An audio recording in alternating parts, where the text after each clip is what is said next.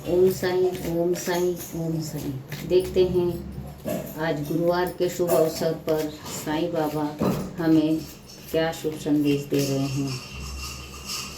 बाबा के शुभ संदेशों से कनेक्ट होने के लिए कमेंट्स में ओम साईं लिखें।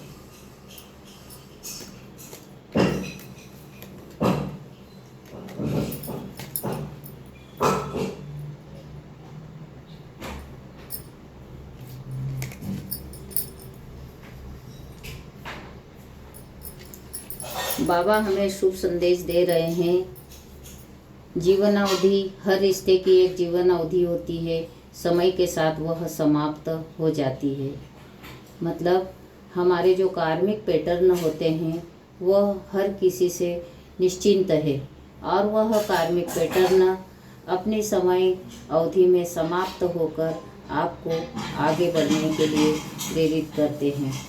आप यह न समझें कि कौन इंसान आपके जीवन में किस भावना से आया है या हित करने आया है, अहित करने के लिए आया है, यह आपके बस की बात नहीं है।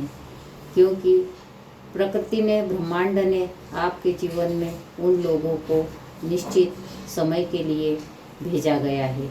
जैसा ही उनका समय समाप्त होगा वह आपके जीवन से खुद ब खुद चले जाएंगे।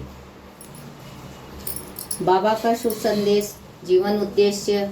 हमारे जीवन का यह उद्देश्य होना चाहिए कि जिस तरह से धरती की रखवाली करना तथा प्रकाश कार्य सेवक बनना ही आपके जीवन का उद्देश्य है।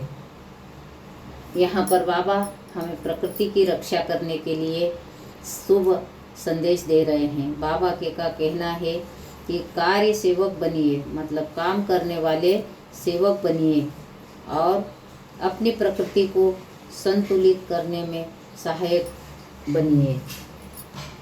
आसक्ति, यदि आपने आसक्ति अपने मन में कहीं ना कहीं मजबूत रूप से पकड़ रखी है तो उसे आपको लेट गो करना है। भौतिक जगत में आपके कर्तव्यों और भूमिका के प्रति आसक्ति के बावजूद अपने आत्मिक उद्देश्य की प्रति जागरूक रहिए।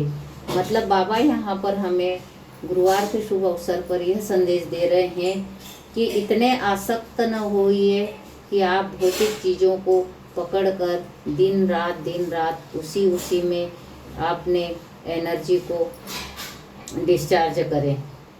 आपको यह भी भान रखना है, आभास रखना है कि आपका जीवन किसी उद्देश्य की पूर्ति के लिए हुआ है और वह उद्देश्य है आत्मोद्धार। अपने आत्मोद्धार के लिए भी आप सजग रहें, आप सतत प्रयास करें और अपने इस जीवन के उद्देश्य को पूर्ण करें। एक कार्ड मैं और लूँगी बाबा के आशीर्वाद के स्वरूप।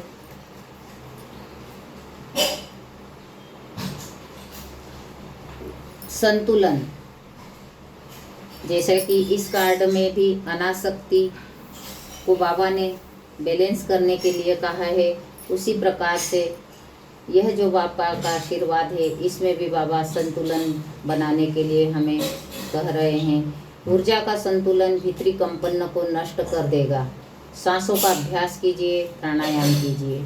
यहाँ कहीं ना कहीं आपकी बैलेंस, आपकी जो ऊर्जा है वो डिसबैलेंस हो रही है।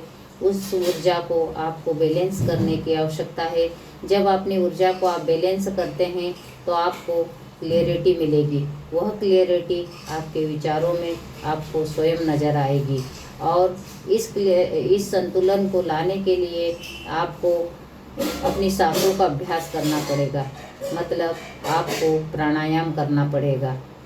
थोड़ा सा समय प्राणायाम के लिए निकालिए और अपने जीवन को संतुलित कीजिए। ओम साईं ओम साईं ओम साईं।